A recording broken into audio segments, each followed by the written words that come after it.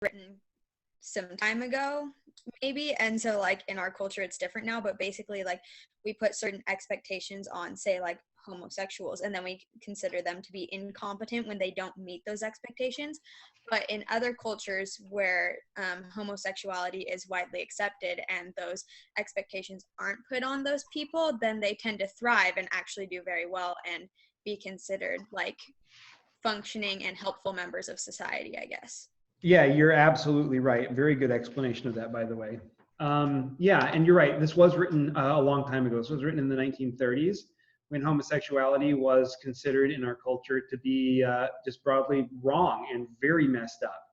In fact, there was a poll in about 1958, 1962, somewhere in there, that something like 78% of Americans feared homosexuals.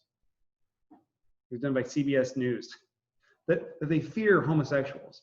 And the way that homosexuals behaved in that culture or that society back then was a lot less functional than homosexuals are today. Today, you can run into a homosexual in the store and you may not have any idea that they're gay, right? Because they seem so normal, because homosexuality is now something that our society considers to be normal. And so people who are now homosexual, they aren't continually being pushed to the outer edges of our society by their strange or maybe even wrong behavior. Now all of a sudden they can be perfectly functional members of society.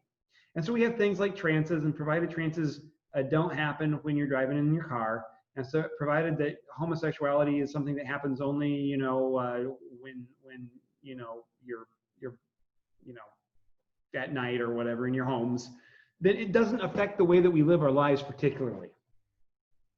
However, there are character traits that could affect the way that we pretty much carry out our daily tasks.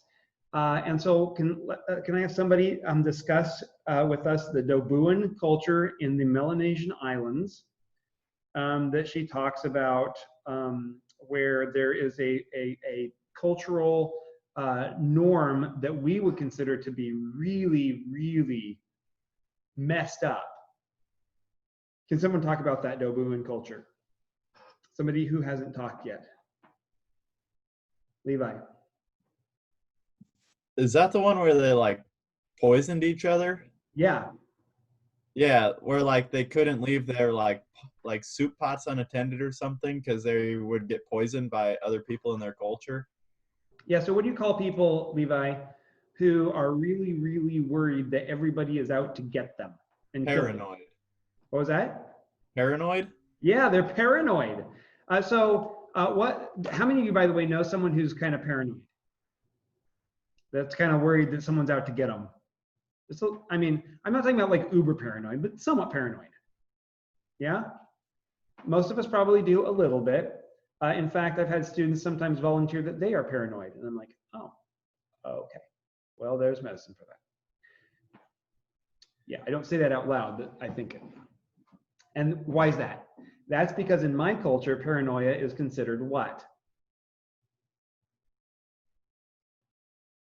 Weird. Yeah, really weird. In fact, if it's an extreme case of paranoia, we have a place for you. What's it called? A mental hospital. Yeah, a mental facility. If you're too paranoid, that's where we put you, so the rest of us don't have to deal with your weirdness. You know what I'm saying? However, there is another culture that existed about 100 years ago. It's gone now, but it used to exist, where paranoia was the main personality characteristic of the whole civilization.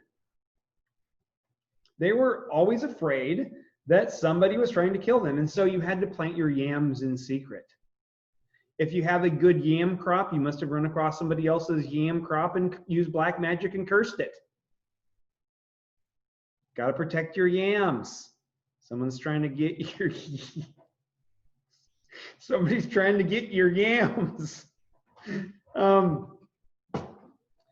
Yeah, kind of crazy paranoid culture, right?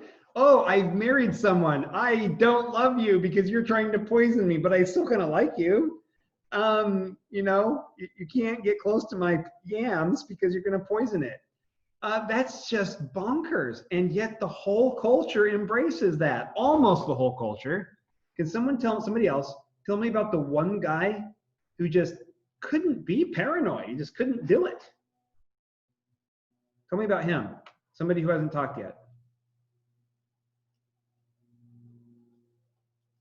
There's one guy in this culture who just couldn't do it. Couldn't be paranoid. Couldn't be a paranoid freak. All right, Levi, for another point, Levi is adding up the points here. Like everybody else in his culture, like rejected him almost, but the one guy that was like doing the study thought that he was like a nice guy because he fit his like Christian beliefs. Yeah, the one guy who couldn't fit in with the uber paranoid culture was the guy that everyone laughed at. Why? Because he was naturally friendly, wasn't worried about other people trying to poison him, liked to help his neighbor out, and was generally a nice guy. And in that culture, everyone thought he was the fool. They couldn't speak of him without laughing about him. What an idiot. So there you have it. And by the way, this is, keep in mind, this is within the context of other things that would be normal in this culture. What happens if someone like, and it mentions this, where someone periodically would run amok, froth at the mouth, grab a knife, and try to stab other people that are around them? What was that culture's approach to those guys? Tori? I think it was like, oh, he'll be all right tomorrow. yeah. Don't worry about him. He's fine. You know, he's frothing at the mouth and trying to stab my kids, but you know, he'll be okay later. Don't worry about it. But then there's that one guy who's really nice. What a loser. You know what I'm saying? So this culture is quite different from our culture because this culture has embraced the megalomaniac paranoid trend. Another culture has issues. And by the way, death is something that human beings do. So there is something universal about death. When I say universal, I mean generally universal, right? Most human beings feel some sort of connection to other human beings. And then when that person that you are close to dies, there is usually some sort of a reaction. The question is, for cultures, how do we react to that? In our culture, we do something. We have a funeral, right? Or maybe a celebration of life. And we go to the funeral and we kind of talk about the person, and maybe we read some scriptures, and maybe we talk about maybe hope or whatever, right? So we come up with something to say to make us all feel better. Maybe we cry a little bit, and then we go home. And then if we're really on top of it, we can forget about it in a week, right? Kind of how our culture does it. However, in this culture, the Kwakatile tribe it doesn't exist anymore, in the Northwest Coast, now up there in Canada, they had a very different way of dealing with death. What was their trend? Dana? They used to, if someone of their tribe was like died, they would kill another person in return, even if it was caused by like someone killed that person or it was caused by a disease. Yeah, you're exactly right. It doesn't matter how the person dies. You know, you deal with this by, and by the way, and maybe you don't want to raise your hand and admit this, but look, the way that our culture tells us to deal with death, a lot of us don't really like. Some of us are angry about it when somebody dies, and so we deal with that in a different fashion.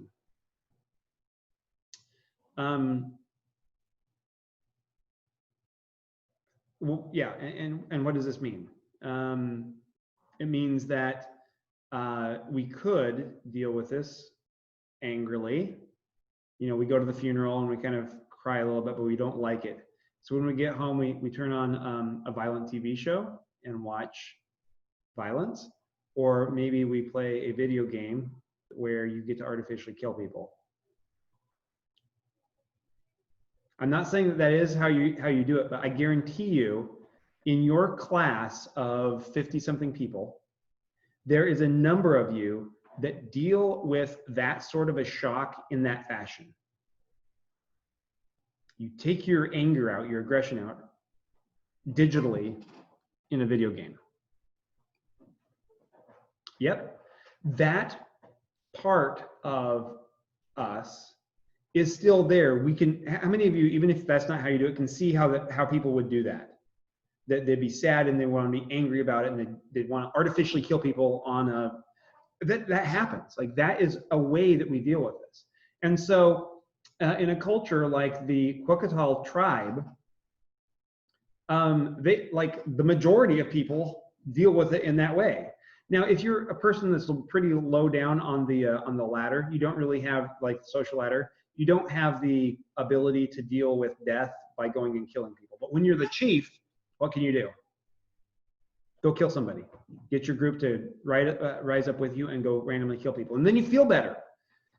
So it's, you know, the remarkable thing about it is that in the morning they felt better because they killed other people. Now, how many of you think that that's pretty messed up? I'm just wondering how that's sustainable. How that's what? Sustainable.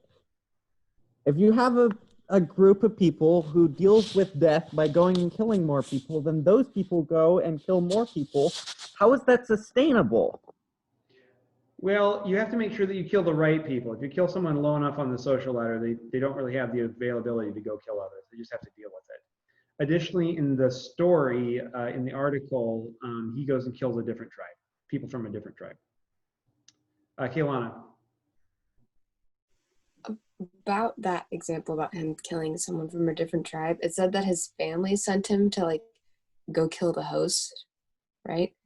Or is that a different thing? No, so you're misunderstanding the text. Basically, if I remember right, it's something along the lines of, oh chief, should you mourn, or should someone else? No, let someone else. And so the chief says, as he's killing people, today my family has died, and now you go with them. Kill, stab. You know, that's kind of. But it had said that his family sent him to another tribe, and then he went and killed the host. What was that? It said somewhere that his family sent him to a different tribe. Yeah, he goes and kills a different tribe. Yeah, he doesn't kill people from his own tribe. Is that, like, normal, or could you kill people from your same tribe, or is that just? Well, I suppose you probably could, but you know, you might make people in your own tribe kind of mad at you. Probably better off to go kill someone you don't know as well. Well, he asked his tribe if there was anyone who wanted to step up. Yeah, he did ask his tribe. Yeah, and no one did, so he went and killed somebody else. The point is this, guys, that we all can recognize that tendency, maybe even within ourselves, that when someone close to us dies, we could cry about it, or we could be violent back. And our society has chosen to cry about it rather than to be violent back. This other society chose the other. Okay, can somebody talk with us just a little bit about the evolution of cultural attitudes within any given society? She talks a little bit about this. Someone share with us what she argues here. Okay, imagine this. How many of you have kind of a quirky group of friends that when you're together, you're all kind of quirky? Anybody? Okay, kind of a little bit goofy. Can't have your own little way of talking. You kind of maybe even find some enjoyment in your quirkiness. Yes? No? What is quirkiness? So quirkiness would be like oddities, where your little group is kind of weird. Oh. Might be weird in kind of the way you talk. Might be weird in so in other words, you might even have words that your group kind of knows what they mean and nobody else really does. Does anyone have that? Yeah, look, everyone's nodding their head like, yeah, to some extent. Maybe there's quotes from movies that you guys enjoy and you quote to each other, even in the accent of the people that are in the movie. And you're just kind of quirky together. So imagine you take your group of quirky friends and say there's about 30 of you. There's about half male and half female. And we plop you down on an island in the middle of nowhere. 500 years later, if that weird quirkiness is so central to your identity as a group, do you think that that might find its way permanently within that culture? Probably. And this is how cultures start. People come together in a small culture, and whatever the natural bent of the majority of those people are, that tends to continue on down the line, generation to generation, maybe even growing that particular cultural trait to make it a centerpiece of the society. So if you guys know some kind of paranoid, how many of you know kind of paranoid people? Yeah, let me see your hands again. Okay, no kind of paranoid people. Imagine if we took all the paranoid people that you knew, put them on an island together. 200 years from now, what do you think that culture might look like? Very similar to that culture that we've read about. Yeah. And so, do you see what her point is? Like when a culture starts out at the beginning with a group of people and is kind of isolated, whatever that group of people tend to embrace and make sense of and make those things into the cultural norm, then those things tend to evolve to some extent and become more and more important as time goes on. And that is the nature of the evolution of cultures. Okay. Now you might say, well, Mr. Cook, why are some attitudes acceptable in various cultures and other attitudes not? Our author, Benedict, uses this very interesting analogy about phonetic articulation. Can someone explain that? The analogy she uses with phonetic articulation and how she compares that with like cultural mores. How many of you didn't understand that part? Okay.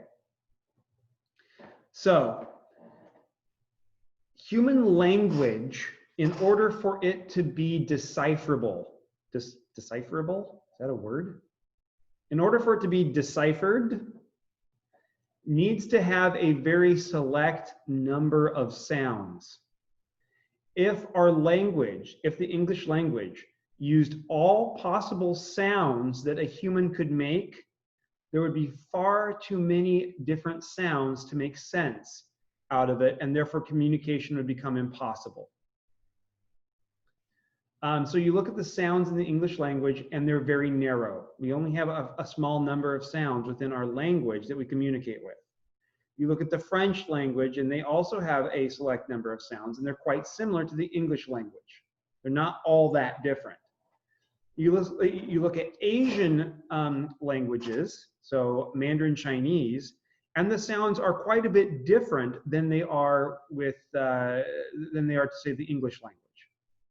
And so if you were to take all the sounds that we could possibly make to communicate and try to make a language and use all of those sounds, it would not make sense. Including, so if you've had, so anyone ever seen the movie The Gods Must Be Crazy? Anyone ever seen that movie, The Gods Must Be Crazy? It's a very interesting movie. It's kind of a anthropological type of exploration. And there's this African tribe, they speak by clicking and snapping. That's how all the communication is. And yeah, so you've got this strange clicking that happens. And so imagine if we were to string all of the sounds that we could make by clicking, snapping our fingers, stomping our feet, all the different sounds that we can make with our vocal cords, screeching, screaming, all the sounds that we could make, and say, let's make a language out of all of that. Would you possibly be able to understand it? No. It would be the myriad of different sounds you can make is far too broad to be able to make a cogent language out of it. And so what do? We pick a very select number of sounds and exclude the rest in our communication. Same thing with cultural attitudes. In order to have a cohesive society, you can't embrace everything, right? You have to have some things to bring the society together. You can't embrace all things. And so, sort of depending upon cultural attitudes, cultural mores, and the evolution of those things, we exclude some behaviors and say, no, paranoia is not okay. Trances, not cool, weird. Homosexuality used to be not so cool. It's becoming more cool as we speak. So a culture, but then again, there's other things that are not acceptable. Okay, just because we say, well, sexuality now can embrace homosexuality, but we still value things in our culture like commitment, like being a complete, how to put it nicely? Is there a nice way to put this? Probably not. To be someone who's completely sexually loose is still not looked upon as okay, right? You have to have, whether you're gay or straight, you have to have some sort of devotion in order for it to be okay in our culture, right? It's not generally acceptable for you to be, you know, a completely sexually loose person, or to put it, I won't put it crassly, but you could. And so we say, no, these are the values that you must have. And so in the end, Ruth Benedict claims that moral goodness is synonymous with what? That was a question I asked earlier. Does someone want to answer that for a whole extra point? Let's go with Dana. Habitually. Couldn't hear you. Habitually? Yeah, it's the same thing as habit. Yeah. Our culture has certain habits, and we pass those habits down, and we make sense of life and culture in a certain way. And there's no difference between morality and habit.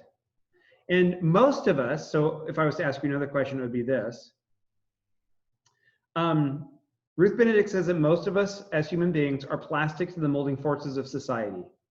I'll just tell you what that means. Most of us have a variety of different possibilities, right? So most of us have a bit, or a tendency a little bit towards paranoia, maybe just a little bit. Most of us, we at least know what it is and can recognize when we have those paranoid urges in ourselves. But because our culture doesn't embrace paranoia, what do? We push those aside and we move towards the norm. We're plastic to society. When society says paranoia is bad, we become less paranoid, generally speaking. When society says that sexuality is not appropriate, when homosexuality is not appropriate, there are many people who are attracted to both sexes to some extent. There are many who are even more attracted to the same sex than the other sex, but are able, because they do have some opposite sex attraction, they're able to move to what is considered to be normal and be heterosexual. But there are some people who are so far out from what is considered socially appropriate that they can't move to the center. They can't move to what culture says is appropriate. And what do we call those people? Someone tell me, for a point. What do we call those people? And there's a variety of different words you could use here. People who can't move far enough to what is normal. They're so far out, they can't be normal. What do we call those people? Elizabeth? Like outcasts. They can be outcasts, and then if we have to deal with them, what do we call them? See that those people are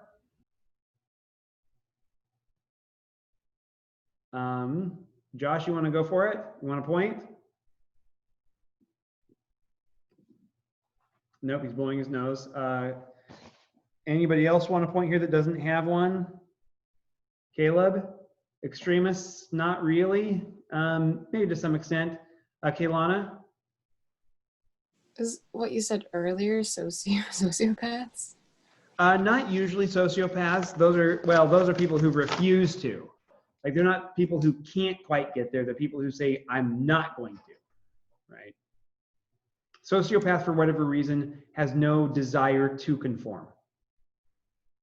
Most of us do have a desire to conform, but some of us are so far out we can't. What do we call those people? People who are super paranoid. What would you call them? Sailor. Is it like abnormal? Yeah, abnormal. How about this? Oh, those people are crazy. That's why we have mental institutions. We put people who are like super crazy, who don't fit with what we call normal, who can't fit with what we call normal. We put them away so we don't have to deal with them because they're too weird. They won't conform. They can't conform. They're a bunch of weirdos. They're creepers. They're crazies. And so that's how we deal with it. So how many of you kind of agree with what, just as before I let you go here, how many of you kind of agree with what Ruth Benedict says here, that culture defines what we consider normal? How many of you think that she's right when she says that morality, moral goodness, and habit, cultural habit, are the same? How many disagree? Come on, Hannah, let me see your hand. Okay, there we go. All right, guys, it's been a pleasure. Your homework over the weekend is actually really short. Reading a very short article that's like one paragraph.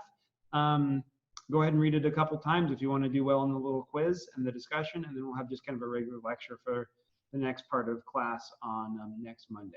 So we'll be discussing, okay, well, if it's all based on feeling and if it's all based on culture, why do you and I have the same cultural feelings? We'll talk about how that happens then. Okay, at this point, you guys are done. If you have any questions, though, stay on, and I'd be happy to answer those. Otherwise, have a good rest of your day and a good weekend. Thank you, Coach. Welcome. Max. Oh, never mind, not Max. Hey, Lindsay. Hold on here. What's up? Joe was not there. Josh didn't answer. Kaylana, Elizabeth, and Caleb tried. So, okay. Almost everyone got a point. Okay, so are we ready to take the quiz that you have missed? I hope so. I hope so. Okay, so I am going to share the screen with you so that you can see the question from Monday, and then in a Word document or in a Google document, please answer the question, and then you'll just respond to in your Google Classroom to that assignment. Okay. So this is the reading discussion according to Kuhlander. That was the second of those two articles. The first one was a article over life. The men and the women. And the second one was kind of more philosophy. So this is the second one that was only one page. I feel like I should group those together. Can I like have a conversation with you to like talk about it? How about you answer it first? Okay, I'll try.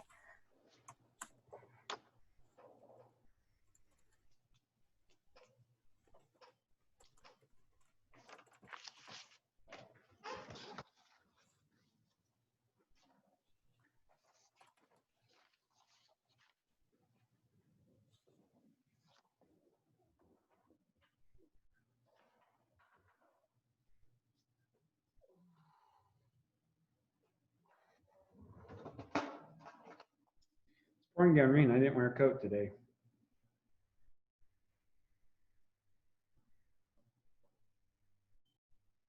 Sometimes I do dumb things.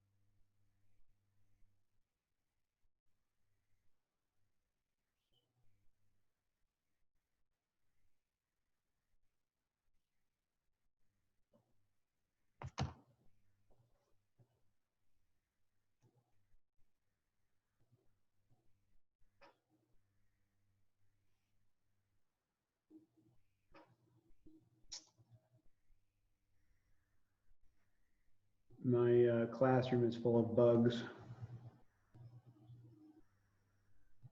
Oh, that time of year? Yes, stink bugs.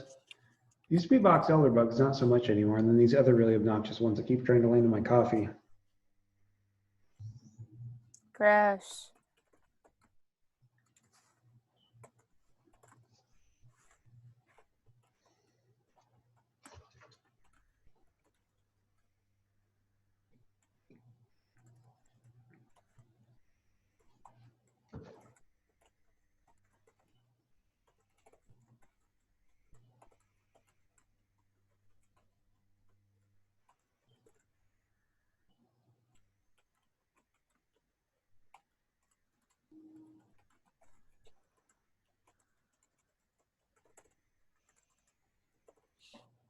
Okay, I'm gonna turn it in.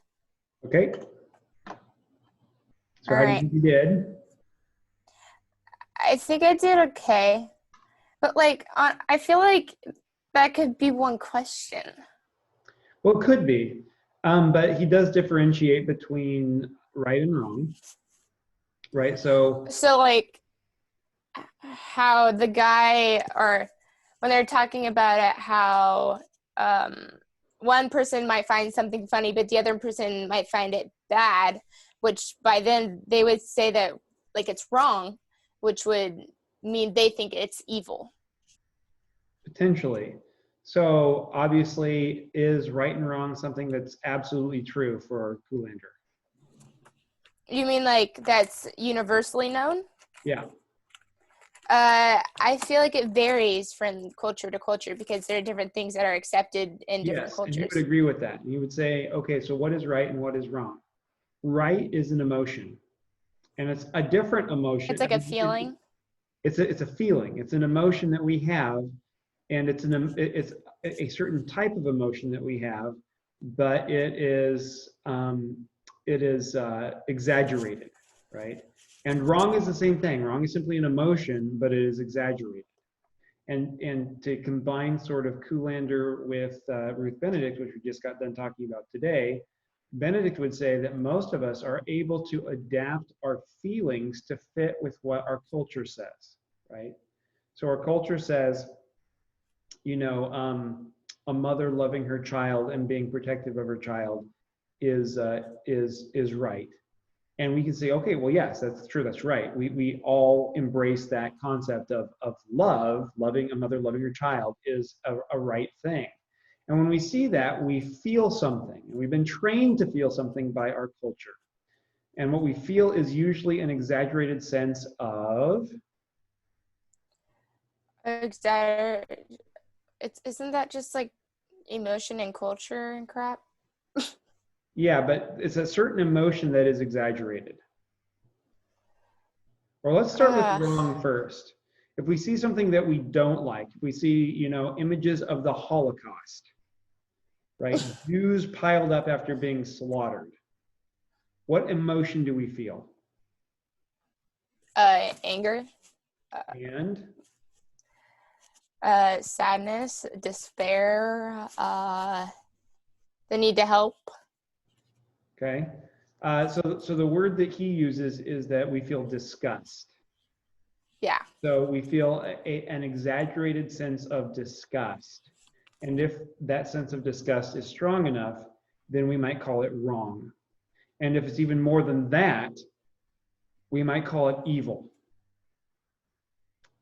And he says that good, if we call something good, it's just an exaggerated emotion of what?